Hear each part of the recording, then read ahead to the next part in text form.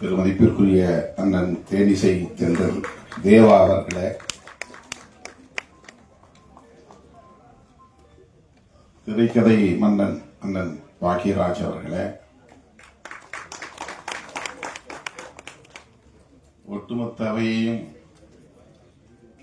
தன் கட்டுக்குள் கொண்டு வந்து நம்மை எல்லாம் மெய்சிலிருக்க வைத்து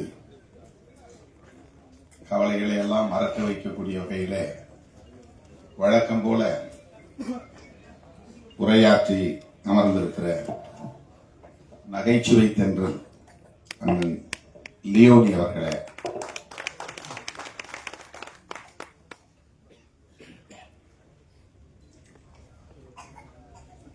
மதிப்பிற்குரிய பத்மஸ்ரீ வேலு ஆசான் அவர்களே, கலை மாமணி பாப்பம்பட்டி முனுசாமி அவர்களே,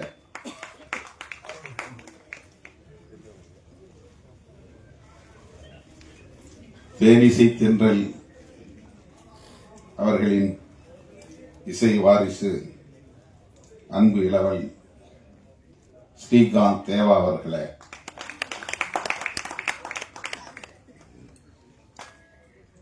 இசையமைப்பாளர் அண்ணன் சபேஷ் முரளி அவர்களே, இயக்குனர் ஏ வெங்கடேஷ் அவர்களே,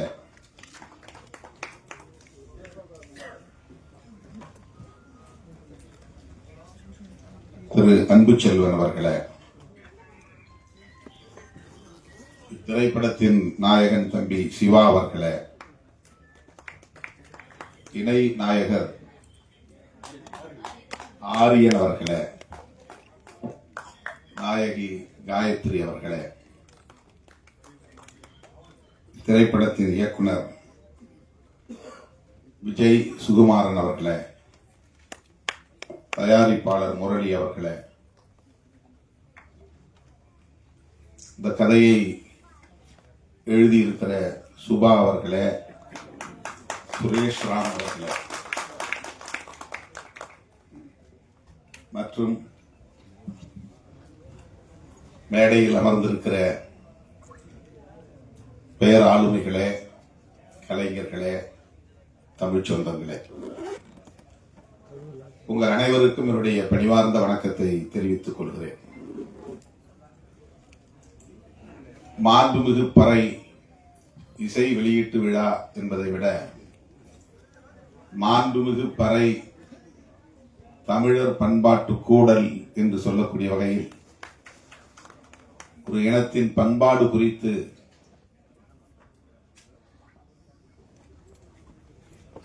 மேடையில் ஒவ்வொருவரும் ஒவ்வொரு கோணத்தில் ஆற்றிய உரை நம்மை ஆழ சிந்திக்க வைத்தது, சிலிர்ப்பூட்டியது. இனி பேசுவதற்கு எதுவும் இல்லை, நன்றி சொல்லி முடிக்கலாம் என்கிற அளவுக்கு அண்ணன் லியோனி அவர்களின் பேச்சும் நம்முடைய தேனிசை தென்றல் அவர்களின் இசையுடன் கூடிய ஒரு இசை உரையும் இளம் இயக்குநர்களுக்கு நல்ல வழிகாட்டுதலை தந்து ஆணவ கொலைக்கு எதிராக இப்படியும் சிந்திக்கலாம், திரைக்கதை அமைக்கலாம் என்று இங்கே ஒரு திரைக்கதை அமைக்கிற உரையை ஆற்றி அமர்ந்திருக்கிற அண்ணன் கே பாக்கியராஜ் அவர்களின் உரை, எல்லாவற்றையும் விட தம்பி சிவா அவர்களின் உரை, நம்முடைய கதாநாயகி அவர்களின் உரை எல்லாம் ஒவ்வொன்றும் ஒவ்வொரு கோணத்தில் நம்மை ஆட்டி வைத்தது, வியப்புக்குள்ளாக்கியது. பறை குறித்து நம்முடைய தமிழர் பண்பாடு எவ்வாறு இருந்தது, நாகரிகம் அடைந்தது என்ற உரையாக இது அமைந்தது. ஒவ்வொருவரும் ஆற்றிய உரைகள். பறை என்பது இன்றைக்கு ஒரு இழிவான சொல்லாக மாறி இருக்கிறது. அதனால் அந்த கருவியும் இழிவாக பார்க்கப்படுகிற சூழல் அமைந்துவிட்டது. அந்த கருவியால் ஒரு இனம் இழிவாக கருதப்படுகிறதா அல்லது ஒரு இனத்தால், ஒரு சமூகத்தால் அந்த கருவி குறைத்து மதிப்பிடப்படுகிறதா என்று நமக்கு தெரியவில்லை. ஆனால்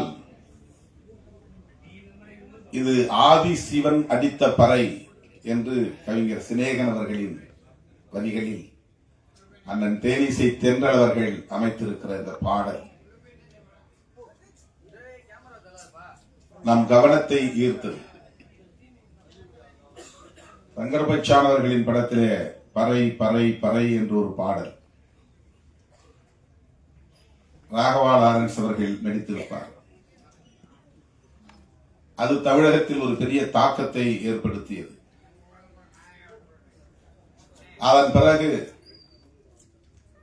பறை என்கிற சொல் இழிவானதல்ல, அது மாண்புமிகு என்கிற பெருமைக்குரியது என்கிற வகையில இந்த திரைப்படத்திற்கு பெயர் சூட்டியிருப்பது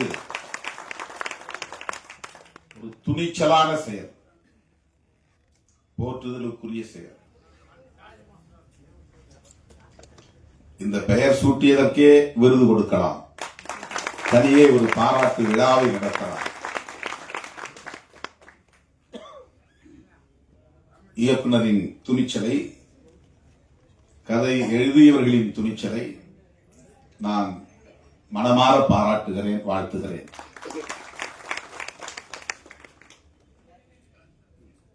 பறை என்பது ஒரு பொதுவான சொல்.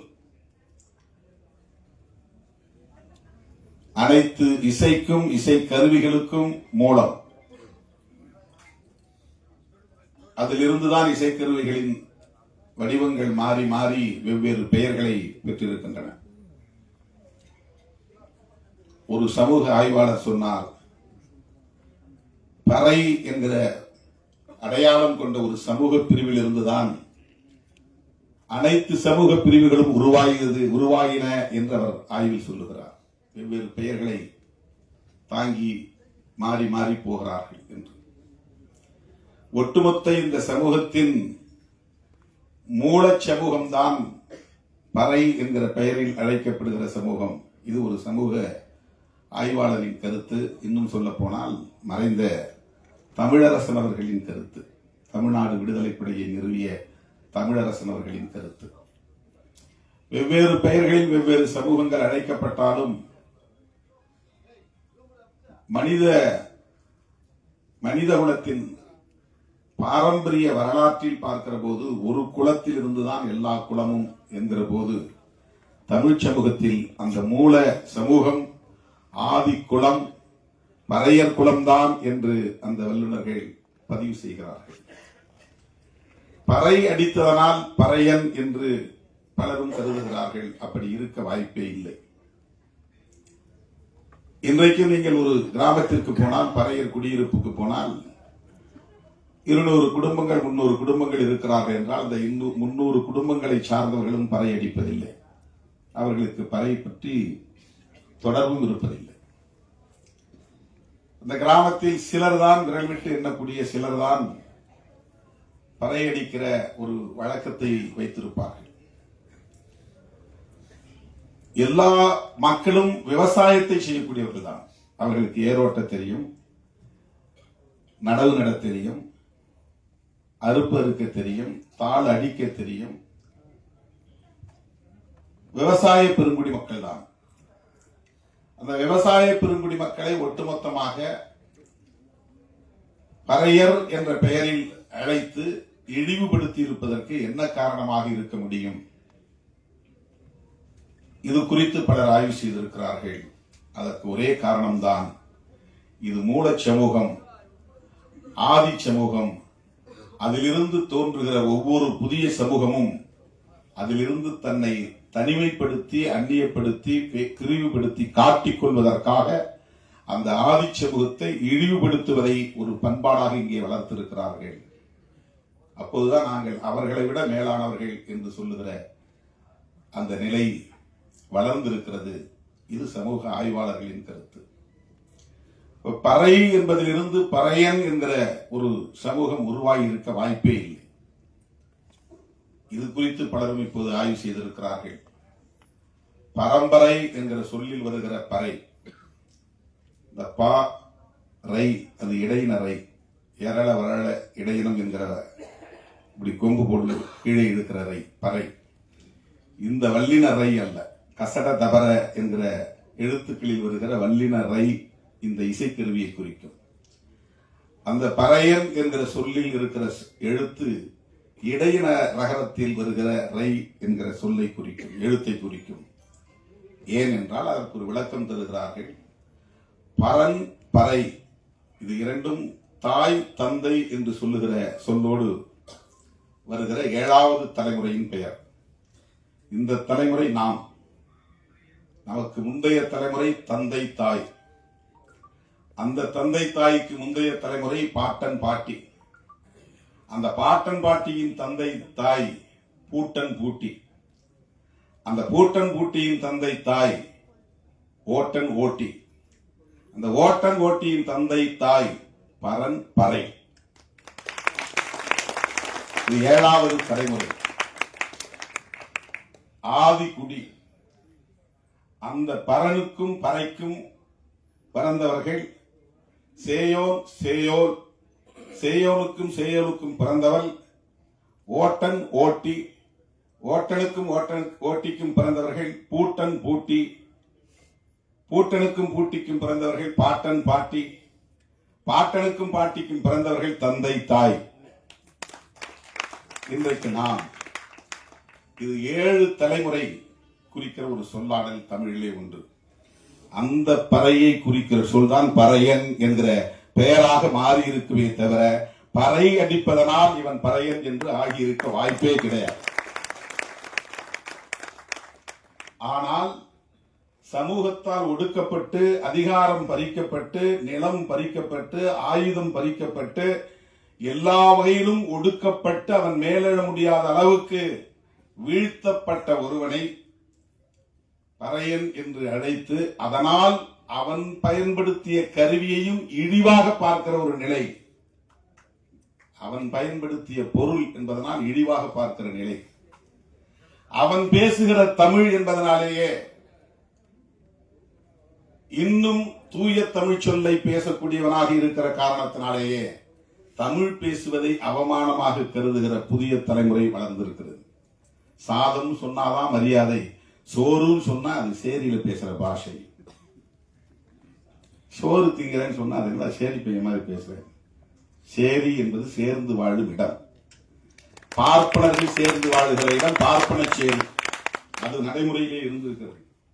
பார்ப்பனர்கள் வாழுகிற இடம் பார்ப்பன சேரி, பல்லர்கள் வாழ்ந்து சேர்ந்து வாழும் இடம் பச்சேரி, பல்லு சேரி பச்சேரி, இடையர்கள் வாழ்ந்து சேர்ந்து வாழுகிற இடம் இடைச்சேரி. எல்லா ஊர்களுக்கும் சேரி என்பது பொதுவான பெயர். ஆனால் அது இன்றைக்கு பறையர்களுக்கு மட்டுமே உரிய பெயராக மாறி நிற்கிறது. தோல் கருவிகள், எல்லா கருவிகளும் பறையிலிருந்து தோன்றியது. மற்ற தோல் கருவிகளுக்கெல்லாம் சமூகத்தில் மரியாதை. ஆனால் அவன் பயன்படுத்துவதனாலேயே அது இழிவான கருவி, இழிவான பொருள் என்று பார்க்கிற ஒரு உளவியல் இங்கே கட்டமைக்கப்பட்டிருக்கிறது. இதைத்தான் மாற்ற வேண்டும். பொது உளவியலில் இந்த இழுக்கு இருக்கிறது, அதை துடைத்தெறிய வேண்டும் என்றுதான் பெரியார் கனவு கண்டார், புரட்சியாளர் அம்பேத்கர் கனவு கண்டார். அதைத்தான் நாம் பேசுகிறோம். அந்த அரசியல் புரிதல் இருப்பதனால்தான் விஜய் சுகுமாரன் இந்த படத்திற்கு மாண்புமிகு பறை என்று பெயர் சூட்டியிருக்கிறார். ரொம்ப அருமையா சொன்னாங்க. நாடோடி மன்னன், நாடோடி என்பவன் ஏதும் இல்லாதவன், மன்னன் என்பவன் ஆட்சி அதிகார பீடத்தில் இருப்பவன். ரெண்டையும் சேர்த்து ஒரு பெயர் வைப்பதை போல மாண்புமிகு என்பது பெருமைக்குரியது, பறை என்பது இழிவானது. இந்த இரண்டையும் இணைத்து மாண்புமிகு பிரதமர் என்று சொல்லுவது போல், மாண்புமிகு முதலமைச்சர் என்று சொல்லுவது போல், பிரதமர் என்கிற இடத்தில் பறையை வைத்த பெருமை இந்த இயக்குனருக்கும் இந்த இயக்க படத்தின் குழுவினருக்கும் உள்ளது. மாண்புமிகு பிரதமர், மாண்புமிகு முதலமைச்சர் என்று சொல்லுவது போல் மாண்புமிகு பறை என்று சொல்லுகிற அந்த துணிச்சல், அது ஒரு அரசியல் புரிதலில் இருந்து மட்டும்தான் செய்ய முடியும். அப்படிப்பட்ட ஒரு படத்தில் தம்பி சிவா போன்றவர்கள் இன்றைக்கு நடித்திருக்கிறார்கள் என்றால் அண்ணன் லியோனி அவரிடம் அவர் கற்றுக்கொண்ட அரசியலும் தான் அதற்கு அடிப்படை. சில பேர் இல்லைங்க இந்த படத்தான் நடிக்க எனக்கு விருப்பம் இல்லைன்னு சொல்றதுக்கு வாய்ப்பு இருக்கு. சாதியவாத சிந்தனை உள்ளவர்களால் இப்படிப்பட்ட படங்களில் நடிக்க விரும்ப மாட்டார்கள், பெயர் வைப்பதற்கும் உடன்பட மாட்டார்கள். அப்படியே இயக்குனர் பெயர் வைத்தாலும் இந்த படத்தில் நான் முதலாக போய் அறிமுகமாக வேண்டுமா? இப்ப படத்துல முதல் படத்தில் நடிச்சாக்கா அந்த படத்துடைய பெயர் சேர்ந்து போகும். சில பேருக்கு பெயர் முன்னொட்டுல சேரும். அப்போ இவருக்கு என்ன முன்னிட்டு வரும்? அவருக்கு ஒரு தயக்கம் வரும். ஆனால் நான் ஒரு பறையனாகவே வாழ வேண்டும், பறை கலைஞனாகவே வாழ வேண்டும் என்று திண்டுக்கல் சக்தி கலைக்குழுவில் போய் நான் ஒரு மாதம் பயிற்சி பெற்றேன் என்று சொல்லுகிற அந்த துணிச்சல் மறைந்த கவிஞர் இன்குலாப் சொல்லுவார், பார்ப்பனியத்தின் கொடூரத்தை உணர நீ பறையனாய் வாழ்ந்து பார் என்று அவர் கவிதை எழுதியிருப்பார். பார்ப்பனியத்தின் கொடூரத்தை உணர நீ பறையனாய் வாழ்ந்து பார். அவரவர் இருப்பிலிருந்து எல்லாவற்றையும் பார்க்கிறோம். பிறரின் நிலையிலிருந்து அவர்களை புரிந்து கொள்வது என்பது அது ஒரு தனி பயிற்சி. அண்ணன் பாக்யராஜ் என்ன சொன்னார், எவ்வளவு நகைச்சுவையோடு சொன்னார். ஒரு மணி அடிச்சுக்கிட்டே தீபாரதனை காட்டுறதுங்கிறது சாதாரண ஒரு வேலை இல்லை. அதுக்கும் ஒரு ஞானம் வேண்டும், பயிற்சி வேண்டும். சர்வர் வேலை செய்யறதுக்கு ஒரே நேரத்தில் 10 பேர் வருவான், 10 விதமா ஆர்டர் பண்ணுவான். அது அனைத்தையும் கேட்டு மனசுல ஞாபகத்துல வச்சு அதை போய் ஆர்டர் பண்ணி வாங்கிட்டு வந்து எவன் இது கேட்டானா அவன்கிட்ட கொடுக்கணும். அவனுக்கு தகுந்த மாதிரி பில் போட்டு வாங்கி கொடுக்கணும். இது எவ்வளவு பெரிய பணி தோழர்களே. பறையனாய் வாழ்வது என்பது அவ்வளவு கடினமானதல்ல. நீ மன்னனாய் வாழ்ந்துவிட முடியும் இந்த சமூகத்தில், ஒரு பறையனாய் வாழ முடியாது என்பதுதான் இன்குலாப் அவர்களின் அனுபவம். ஒவ்வொரு நாளும் ஒவ்வொரு களத்திலும் அவர்கள் சந்திக்கிற அவமானங்களும் இழிவுகளும் அவமதிப்புகளும் தாங்கிக் கொள்ள முடியாது.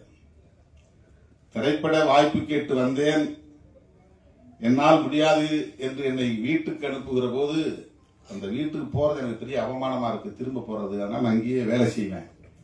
ஒரு சின்ன அந்த ஒரு நிகழ்ச்சியில் அவர் இருக்கிற அந்த ஈகோ அவருடைய மானம் தொடர்பான ஒன்றாக இருக்கிறது.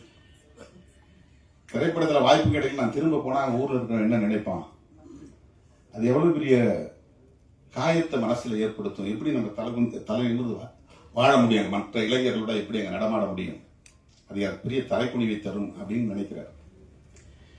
இந்த மான உணர்ச்சி ஒவ்வொரு மனிதனுக்கும் உண்டு.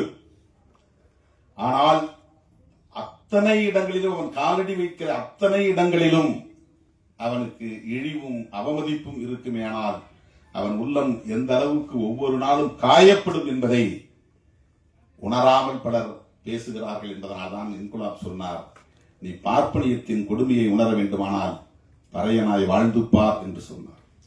அந்த பறையன் என்பது இந்த பறை அடிப்பவன் என்கிற பொருளில் இல்லை. இந்த சமூகத்தால் வீழ்த்தப்பட்ட ஒரு பெரிய சமூகம், ஆதி சமூகம். தோழர்களே, சாதி அமைப்பு என்பது இந்த சமூகத்தில் எவ்வளவு கொடூரமான தாக்கத்தை ஏற்படுத்தி இருக்கிறது. ஆணவ கொலை பற்றி அவருடைய அனுபவத்தை அண்ணன் பாக்கியராஜ் சொன்ன போது ரொம்ப அதிர்ச்சியாக இருந்தது. அது இன்றைக்கும் தொடர்கிறது. இது ஒவ்வொரு மனிதனுக்குள்ளும் தன் குடும்ப கௌரவம், சாதி கௌரவம் என்பதோடு இணைக்கப்பட்டிருக்கிறது. 10 மாதம் சுமந்து ஈன்றெடுத்த பிள்ளைக்கு பாலூட்டி சீராட்டி பாராட்டி வளர்த்தாலும், பல கனவுகளோடு அவர்களை கொஞ்சி மகிழ்ந்து வளர்த்தாலும், தன் குடும்ப கௌரவம் பாதிக்கப்படும் என்கிற போது அதற்கு விஷம் கொடுத்து நஞ்சு கொடுத்து கொள்ளக்கூடிய அளவுக்கு அவர்களின் சாதிய உளவியல் இங்கே கட்டமைக்கப்பட்டிருக்கிறது. பெற்ற பிள்ளையை படுகொலை செய்யக்கூடிய அளவுக்கு ஒருவனை உந்தி தள்ளுகிறது என்றால் அது எந்த அளவுக்கு ஒரு பித்துக்குளித்தனமான உளவியல். இதை சாதியவாதிகளால் ஒருபோதும் ஏற்றுக்கொள்ள முடியாது. ஆனால் இதை எதிர்த்து போராட வேண்டும் என்கிற உணர்வு இன்றைக்கு திருமாவளவன் போன்றவர்கள் வந்த பிறகு நிகழ்ந்ததல்ல. 2000 ஆண்டுகளாக இந்த போர் நடந்து கொண்டே இருக்கிறது. சாதி இரண்டொழிய வேறில்லை என்று அவ்வை பாட்டி சொன்னதிலிருந்து ஆண் சாதி பெண் சாதி ஆக இரு சாதி வீண் சாதி மற்றையெல்லாம் என்று சித்தர் காலத்தில் பாடிய காலத்தில் இருந்து பரப்பொக்கும் எல்லா உயிர்க்கும் என்று ஐயன் திருவள்ளுவன் 2000 ஆண்டுகளுக்கு முன்பே சொன்னது. இவையெல்லாம் இந்த சாதிய கட்டமைப்பை எதிர்த்து நடத்திய யுத்தத்தின் எச்சங்கள், பதிவுகள். நாம இன்னைக்கு புதுசா பேசல. ஐயன் திருவள்ளுவனே இந்த சாதி அமைப்பு கூடாது என்ற ஆதங்கத்தை அவர் வெளிப்படுத்தி இருக்கிறார். இது நீண்ட நெடிய ஒரு போராட்டமாக இருக்கிறது.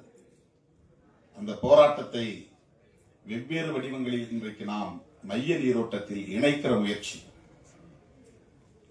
இவ்வளவு பெரிய நிகழ்ச்சி, ஒரு திரைப்படத்திற்கான தலைப்பு, ஒவ்வொரு களத்திலும் ஆகச்சிறந்த ஆளுமைகள் வந்து இது குறித்து ஆற்றுகிற உரை, இவையெல்லாம் ஒரு மெயின் ஸ்ட்ரீம் பாலிடிக்ஸ்குள்ள இந்த விஷயங்களை இணைக்கிற பெரிய முயற்சி. இப்படி ஒரு பொதுவெளியில் அனைத்து தரப்பாரும் விவாதிக்கக்கூடிய ஒரு களத்தில் இந்த பொருள் கருப்பொருளாக இன்றைக்கு கையாளப்படுகிறது என்றால் எவ்வளவு ஒரு வேட்கை நமக்குள்ளே இருக்கிறது, தாக்கம் இருக்கிறது, சமத்துவ வேட்கை இருக்கிறது என்பதை இது உணர்த்துகிறது. ஆற்றல் ஒவ்வொரு மனிதனுக்குள்ளும் இருக்கிறது. ஆனால் அது சாதியின் பெயரால் இங்கே நசுக்கப்படுகிறது. அதை தடுப்பதற்காகத்தான் அனைவருக்கும் சமமான வாய்ப்பு வழங்க வேண்டும் என்ற சமத்துவ கோட்பாட்டை ஒரு அரசியலாக நம்முடைய முன்னோர்கள் தந்தை பெரியார், புரட்சியாளர் அம்பேத்கர் போன்றவர்கள் உயர்த்தி பிடித்தார்கள். அதைத்தான் நாம் இன்றைக்கு எதிரொலித்துக் கொண்டிருக்கிறோம், பிரதிபலித்துக் கொண்டிருக்கிறோம், திரும்ப திரும்ப பேசிக் கொண்டிருக்கிறோம். அது இலக்கியம், கலை இலக்கியம் போன்ற தளங்களில், பண்பாட்டு தளங்களில் இன்னும் இன்னும் ஆழமாக போய் வேரூன்ற வேண்டும். அதற்கு இந்த ஆற்றல், கலை திறன்களை பயன்படுத்துவது. 40 வருடங்களுக்கு முன்பே நம்முடைய கே. பாக்யராஜ் அண்ணன் அவர்கள் படத்தில் இது குறித்தெல்லாம் அவர் விவாதித்திருக்கிறார், சாதியை விமர்சித்திருக்கிறார். திரைப்படங்களில் இன்றைக்கு புதிதாக இது வரவில்லை. திரைப்படங்களில் நீண்ட காலமாகவே இதற்கு எதிரான படைப்புகள் நிறைய வந்திருக்கின்றன. பழைய படங்களில் நிறைய பாடல்கள் கூட இருக்கின்றன. அந்த பாடல்கள் எல்லாம் இப்போது எடுத்து சமூக ஊடகங்களில் தோழர்கள் பரப்புகிறார்கள். ஆகவே ஒரு நீண்ட நெடிய போராட்டம். அந்த போராட்டத்திலே திரைக்கலை ஆளுமைகள் தங்களையும் இணைத்துக் கொள்வது, அதற்காக தம்முடைய ஆற்றலை முழுமையாக பயன்படுத்துவது, இதுபோன்ற படைப்புகளை கொண்டு வருவது, இதன் மூலம் சமூகத்தில் ஒரு தாக்கத்தை ஏற்படுத்துவது மிகுந்த மகிழ்ச்சி அளிக்கிறது. விஜய் சுகுமாரன் அவர்களை நெஞ்சார பாராட்டுகிறேன். இந்த திரைப்படத்தில் நடித்திருக்கிற தம்பி சிவா அவர்கள் அற்புதமாக உரையாற்றினார். அவருடைய உரையில் நல்ல ஒரு தெளிவு இருந்தது. அந்த தெளிவு அரசியல் புரிதலாக ஒரு நீண்டகால அரசியல் தொலைநோக்கு பார்வை உள்ளதாக நான் புரிந்து கொள்கிறேன். இது போன்ற கலைஞர்கள் தான் திரைத்துறையை கையில் எடுக்க வேண்டும், பயன்படுத்த வேண்டும். ஏன்னா நிறைய பேர் சாதி பெருமை பேசுகிற படங்களையும் இயக்குகிறார்கள், நியாயப்படுத்துகிற இயக்குநர்களும் இருக்கிறார்கள். ஆணவ கொலை கூட அது கருணை கொலை என்று சொன்னால் அது மெர்சி கில்லிங். இது ஆணவ கொலை, தமிழ்ல கௌரவ கொலைன்னு சொல்லுவாங்க. அதாவது ஹானர் கில்லிங் அப்படிங்கிறத, அது நாம அது ஹானர் இல்லை, கௌரவம் இல்லை, ஆணவத்தால், சாதி ஆணவத்தால் நடத்துகிற கொலை என்று ஆணவ கொலை என்கிறோம். இந்த ஆணவ கொலையை நியாயப்படுத்துகிறார்கள். நமக்கு கவலையாக இருக்கிறது. திரைத்துறையை இப்படிப்பட்ட பிற்போக்கு சக்திகளின் கைகளில் ஒப்படைத்து விடுமோ இந்த சமூகம்? மதவாத அரசியலையும் சாதியவாத அரசியலையும் நியாயப்படுத்துகிற கும்பலின் கைகளில் இந்த துறை சிக்கிக் கொள்ளுமோ என்கிற கவலை இருந்த சூழலில் விஜய், சுகுமார், சிவா போன்ற தோழர்கள் வந்திருக்கிறார்கள். இந்த திரைத்துறையை நாங்கள் முற்போக்கு சிந்தனை களமாக பயன்படுத்துவோம் என்கிற அந்த ஆற்றல் மிக்கவர்களாக இருக்கிறார்கள் என்பதை எண்ணி பெருமைப்படுகிறேன். இந்த திரைப்படத்தில் நாம் முழுமையாக பார்த்தால்தான் என்ன கதை கருப்பொருளாக இருக்கிறது என்பதை அறிந்து கொள்ள முடியும். என்றாலும் கூட இந்த தலைப்பே நம்மை வியக்க வைக்கிறது, ஆழ சிந்திக்க வைக்கிறது. அந்த வகையிலே இது வெற்றி பெற வேண்டும். வெற்றி பெற வைப்பதற்கு தமிழ் சமூகம் முழுமையாக ஒத்துழைக்க வேண்டும். விடுதலை சிறுத்தைகளும் அதற்கு ஒத்துழைப்பாக இருப்போம் என்பதை இந்த நேரத்திலே சொல்லி, எனக்கு இந்த அரிய வாய்ப்பை ஏற்படுத்தி தந்த அண்ணன் லியோனி அவர்களுக்கும் இயக்குனர் விஜய் சுகுமாரன், தம்பி சிவா போன்றவர்களுக்கும் என்னுடைய நெஞ்சார்ந்த நன்றியை தெரிவித்து விடைபெறுகிறேன். நன்றி, வணக்கம்.